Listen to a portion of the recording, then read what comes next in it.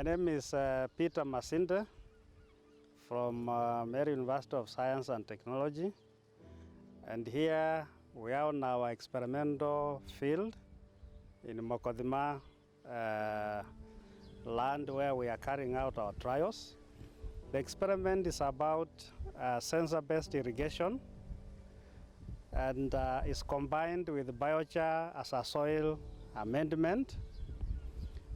And we have come here on the field to validate those two technologies, which we have already tested them at the university farm, and we have found results which were positive, that these two technologies were applicable. But it's important to also validate them on a farm outside the university with the participation of farmers. And that's why we are on this farm. So here we test various vegetable crops using the system and compare it with the other irrigation systems. We have our crops, the tomatoes, the onions, the watermelons. Those have been our major crops. The crop that is currently there is our second season crop, and we expect to do our third season crop, which will now give us adequate data to validate the system. So far, our observations are that the sensor-based system uses less water, but gives equally good yields like the other irrigation systems. So therefore, it is a system that saves water. My name is Daniel Maitethia from Meru University of Science and Technology. I am a lecturer there and a researcher. Now, what we have come to do here is validate the sensor-based automatic irrigation system. And I am leading the technical development of the system. We are happy that our prototype is working well, and we are engaging the farmers, and the farmers are one, excited to interact with the technology, but two, they can see the value of the technology in their day-to-day irrigation operations. So we have been working with farmers group. This is our third cycle, and we are getting very promising data concerning the fact that our technology is water efficient as compared to other conventional irrigation technologies. What we have here is a sensor-based automatic irrigation system.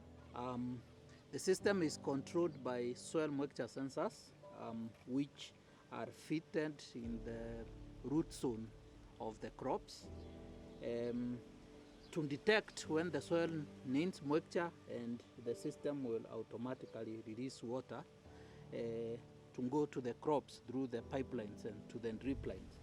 So I have with me the sensors. These are the sensors. Now, this is a soil moisture sensor. If I put it in a dry soil, it will instruct the system to release water. The system will continue to release water until the sensor detects enough moisture to instruct the system to stop watering. So, for example, if I can water this place,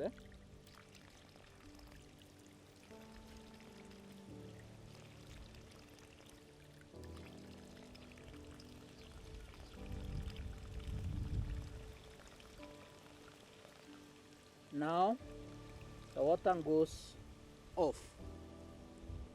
So that's one mode of operation of this system, where the sensor controls when to water the crops and when to stop watering. Another mode is where you can use your phone. I can send a SMS to the system telling it to release water. So let me tell a specific outlet to release the water. So I send a SMS like tap 1 on, tap 2 on, and so on. So I've sent an SMS. The system will receive that SMS and will open the valve so that water can be released, and you can see. So that again is channeled to the crops. You can give it some time and then you send another one to shut the system. So tap 2 off. Send to shut it off.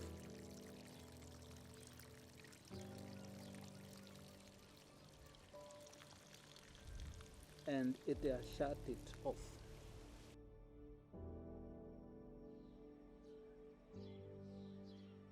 Science and technology.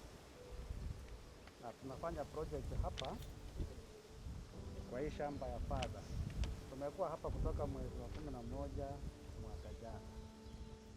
Na so wakati tulikuwa tunaanza karibu mwezi wa 5, kuna kikundi tuliita tukakuja tukakuwa na wao, lakini leo nimeona nyuso tofauti, nikajua hawa ni wageni.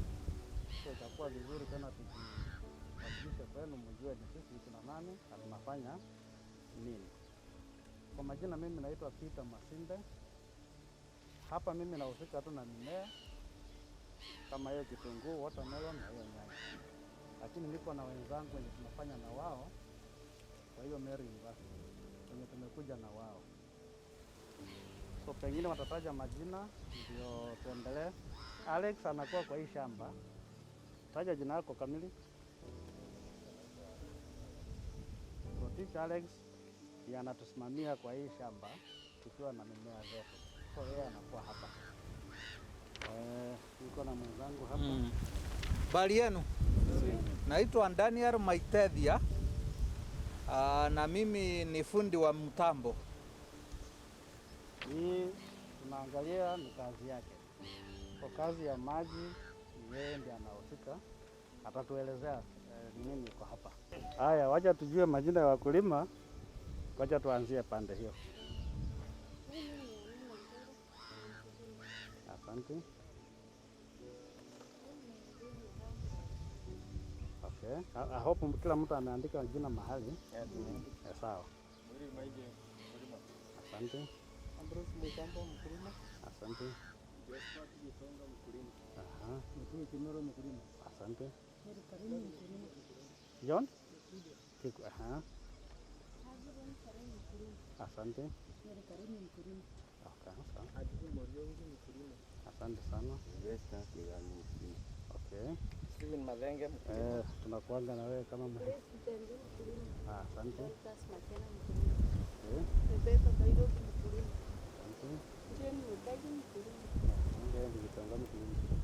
Asanteni sana. Sasa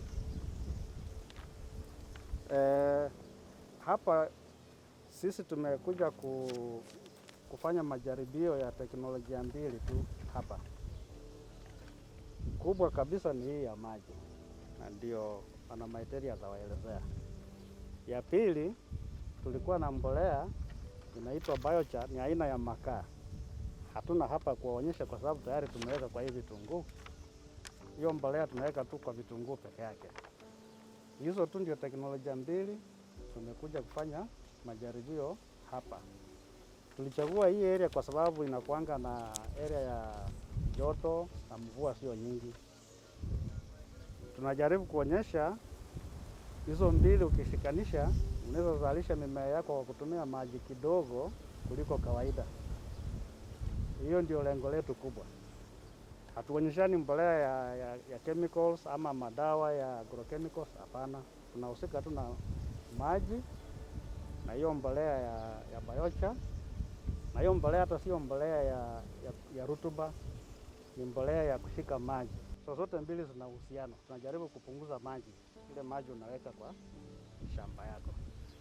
Kwa sababu kubwa kabisa ni hii Nitampa nafasi sasa na Maitethia awaelezee ni nini hii na inafanya kazi aje.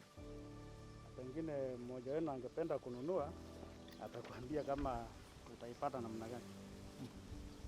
Asanteni sana.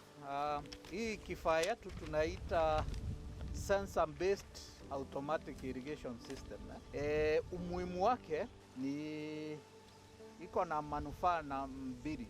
Manufaa ya kwanza inafanya tulikuwa tunataka kuunda kifaa ile itafanya mkulima aweze kunyunyuzia maji mimea yake pasipo kupoteza maji mingi, pasipo kuharibu maji. So ikuwe very water efficient. Manufaa ya pili, Rotich, karibia ni wao utademonstrate. Manufaa ya pili tulikuwa tunataka kuunda kifaa ambayo ita operate automatically without a lot of intervention, human intervention. Ile ni kusema hii ni machine na machine tunataka ioperate pasipo wewe kuwa pale throughout. Unaweza kuja asubuhi una set shamba yako alafu unaiweka on, unatoka unaenda shughuli nyingine. Ukirudi jioni shamba yako yote ishawekwa maji. Automatically ina irrigate portion moja kwanza, ikitosha inasima hiyo, inaenda portion nyingine ina irrigate, ikitosha inasima, inaenda hivyo, so that ukiset asubuhi, jioni ishafanya kazi yote, ni kukuja unapeleka nyumbani. So hiyo ndio lengo tulikuwa nayo ya kusaidia mkulima. Na ule mkulima tunaongeleshea hapa si wale wakulima wakubwa, wale wako na mashini yao kubwa very expensive. Tulikuwa tuna design hii na lengo ya mkulima kidogo, nasikianga wakiitwa small scale farmers. Those are the people we had in mind while we were designing this system. Si ya wakulima wako na maekari kubwa, hapana. Hiyo wako na systems zao. Mkulima kidogo ndiye tuliona haja shughulikiwa, so anaenda hapa waste a lot of maji akiweka sprinkler. So huyo ndiye tulikuwa tunamshughulikia. So I go to demonstration na kijana wangu hapa Rotich. Hapa. Mimi nimekuja saa hii, in fact tumefikanisha na nyinyi after a very long time so hata sijui nilikuja nikamuonyesha machine ndio hii. So yeah, ndio operator sasa. So what we have here is solar power and water pump for irrigation in possibly an arid area like this place, Tharaka County. We have constructed a hand cart that can pull 2 lead acid batteries and 2 400 watts panel, and we will just demonstrate how it works. So I will ask my colleague to switch on the pump, and within a short time we should be having water. It's pumping water from down in the pond here, and there is the water. It's pumping the water from a pond which is 1 meter deep, and we are using one solar panel. The other solar panel is for pumping a similar pump, and we use this water to irrigate our field up there, and I would say it's a good solution for farmers who want to pump their water from a pond. Hapa tunataka kumuonyesha njia rahisi sana ya store maji ukitumia karatasi tunaita dam liner. Hii karatasi haina bei kubwa ukilinganisha na ile tanki kama zile unaona kule. Hii pond ni approximately iko na capacity approximately kama ile tanki moja. Iko na 9000 cubic meters, ile iko na hii iko na 9 cubic meters of water, ile iko na 10 cubic meters. Ama in liters iko na 9000 liters, ile iko na 10,000 liters. Lakini the difference in price, unaweza ona capacity yake ni more or less the same, lakini iko na very big difference. Ile tank tuliuziwa kitu kama 80,000. In fact kukuja hapa kuweka lori na nini hapa na tanki moja. Of course unaweza bargain upate discount ndio, lakini ni pesa mingi all the same. Hii karatasi ilitucost 9,000 karatasi hii. Tukaita vijana wakachimba wakaweka. So compare the cost. Ile ni 100,000, hii ni 10,000. Maji ni the same. Unaona? So kwa wale wanasema ile ni pesa mingi, is also an option here. Na hii naambiango iko na guarantee ya 5 years, hii karatasi. Guarantee ya 5 years, na naweza test niseme ni ukweli because niko na damu ingine kuliko hii huko shule. Na nimekaa nayo sasa mwaka wa 3 saa hii, na iko in very good form. Iko in very good form. So hii ni strategy ya kustore maji very cheaply, and challenge 2 ni ukistore maji hivi utaitoa aje. So that's hiyo ni challenge nyingine. Okay, umestore maji na kustore, unaweza store ile ya mvua. Maji ikikuja pengine roof ya ile mabati ya kwako, unaweza chimba kitu kama hii karibu na ngata, ili maji inakuja hapo. So ukishaweka maji yako unatoa aje. Sasa karabati ile system unaona pale na mkokoteni. Ya mkokoteni in fact is too big. Tulikuwa tunapiga maji huko chini nayo. But with solar, very simple pump, unachukua maji unapeleka kule. Kuna mzee alikuwa anatuonyesha inatoka pale. Pengine mliona iko hapo. So na tunapiga na sora moja, si mbili. Tulikuwa tunataka kupump kutoka huko ifike kwa mimea kule. The challenge became hiyo mkokoteni is too heavy. Vijana wakashindwa kuwa wanateremsha na nini. But it's possible kama tungekuwa assured ya security, tungeweka hizo vitu zote hapa chini na tungekuwa tuna pump maji yetu kutoka hapa inaenda kule kwa mimea very easily. So hii ni kitu ingine tunafikiria munaweza jaribu, because it is cheap to do.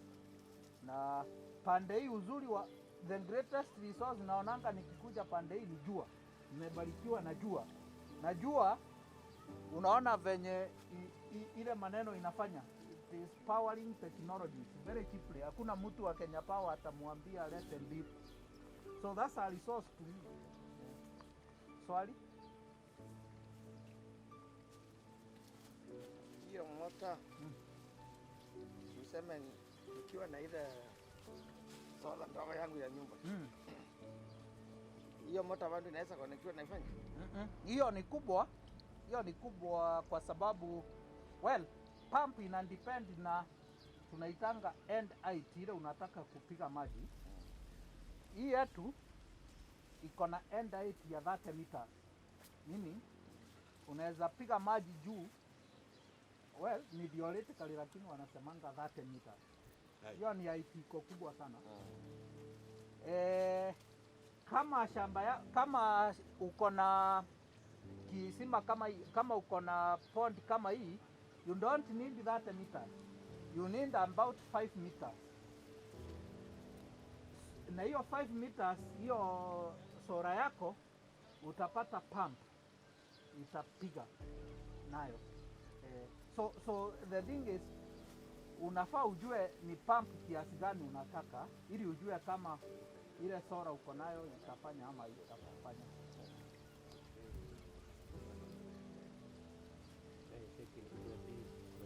Hiyo pump umeweka hapo, unaweza kama ukisema sasa uwe ni mkulima lakini uko na stima, Yes. Unaweza control hiyo motor itumie stima.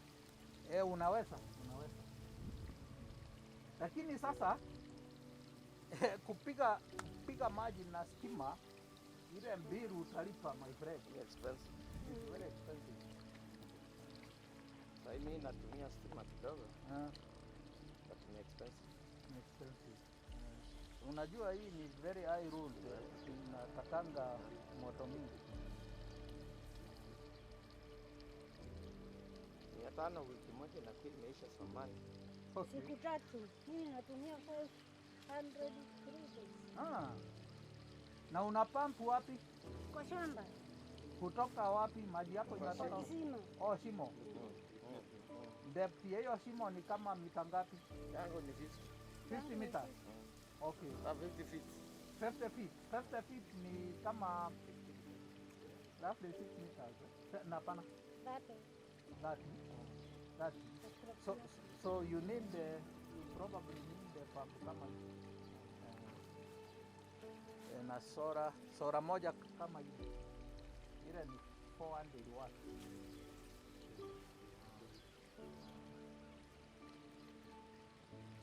Alafu iko shinda ingine niliona maybe hata wakulima wako naye, nakuta hiyo pump maji ikiwa ndogo inachoma. Kuna ile inaweza kuwa maybe ni better than that, huwezi kuwa inachomeka maji ikiwa pump yote haitakangi kitu tunaitanga dry running. Well, kuna zile zimetengenezwa to withstand that, but any pump will not be happy with dry running it. So ile kitu iko, unafaa utafute kitu tunaita float switch. Float switch itakuwa ina switch off pump yako saa ile maji imeteremka level imeifikia. Habari yako mama? Mzuri. Majina tunakuita nani? Naitwa Alice Amina. Siku ya leo umejifunza nini? Siku ya leo nimejifunza mambo ya drip irrigation na dam irrigation. Hizo zote tumejifunza siku ya leo. Na unaona yale masomo umejifunza yanaweza chukuliwa na mkulima wa kawaida na faidike? Ndiyo, kwa vile tuko na maji, mkulima wa kawaida anaweza chukua hayo mafunzo na afaidike. Kama wenye wanatufunza watatusaidia. So ombi lako kwa tuseme serikali na wenye kufanya utafiti huku ni nini?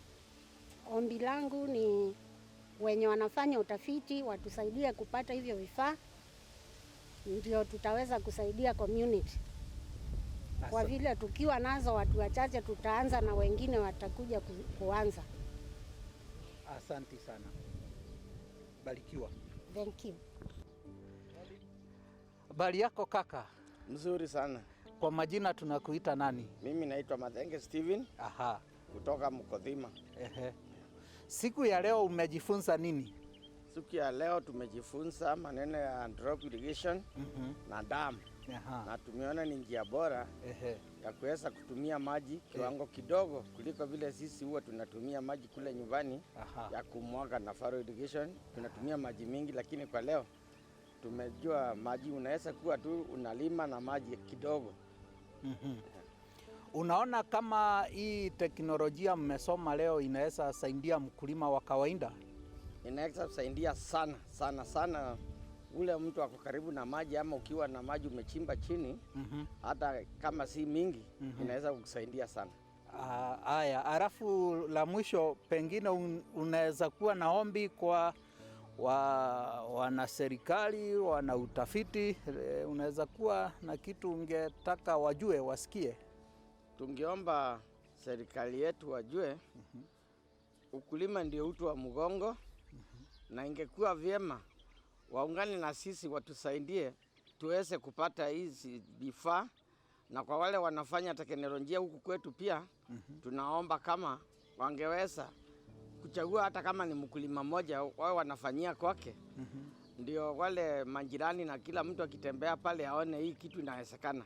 Kwa vile kitu ikiwa mbali unaona tu ni kama haiwezekani, lakini kija karibu na wewe unafurahia. Asanti sana, barikiwa sana kaka. Thank you so much. Habari yako dada? Njema sana. Kwa majina tunakuita nani? Kwa majina naitwa Dorcas Makena. Siku ya leo umejifunza nini? Siku ya leo nimejifunza teknolojia ya maji, vile maji ya kisima ama ya shimo, vile unaweza shimba kwako uitumie kama hauna maji karibu. Pia nimejifunza teknolojia ingine ya maji, kulima na sensa. Unatumia maji kidogo, alafu hiyo maji hata kama una maji mingi kwako inakusaidia. Asanti. Sasa pengine ungekuwa na ombi kwa serikali ama watu wa kufanya utafiti, ungekuwa na ombi gani? Mimi kama youth ningeomba serikali na watafiti wenye wanakuja kutufunza haya mambo itusaidie na hizi teknolojia, at least sisi kama kikundi, kila mboma tuwe na hii teknolojia nyumbani kwetu. Tuna practice nyumbani. At least sisi tunafunza hao wajuzi wengine wenye wako nyumbani, wanaachana na wizi, wanaachana na mambo zingine. Wanajifunza, hata sisi tunawafunza, wana engage kwa hii mambo ya ukulima. Naona itatusaidia. Asante sana, barikiwa. Asante, nimeshukuru. Good afternoon, sir. Good afternoon.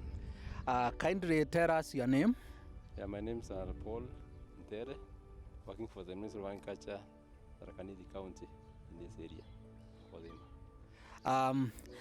Mr. Ntere, today we are on the Farmers Day, where we are involved farmers in this area to validate our sensor-based automatic irrigation system. So we would like to hear from you as an expert. What do you see as the need? Do you in the first place, do you see a need for this technology adoption to small-scale farmers in this area? Yeah, this is a very good technology in this area, considering that water is a scarce resource, and we have irrigation farmers practicing irrigation in this area. And at a time like now, there is usually scarcity, and farmers are not able to expand their fields because of the limited amount of water. So this system, if it works, then it will come in handy to assist farmers to expand even their fields, and also be able to reduce on their labor costs.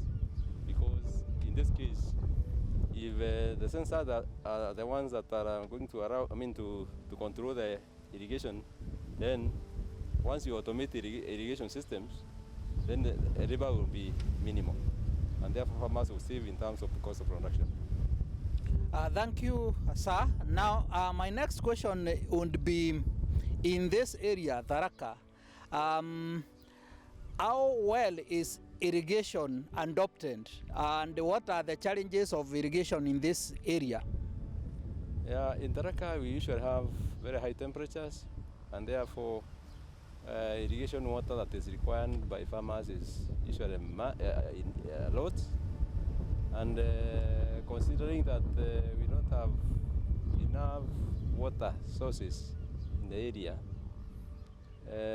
the few that are doing irrigation are usually constrained as in how much they can go into irrigation agriculture. There are challenges because some farmers have not adopted technologies that are labor saving, and even the being able to know how much the water how much water is required per plant is not very easy. Therefore, you find we have wastages in terms of the amount of water we apply.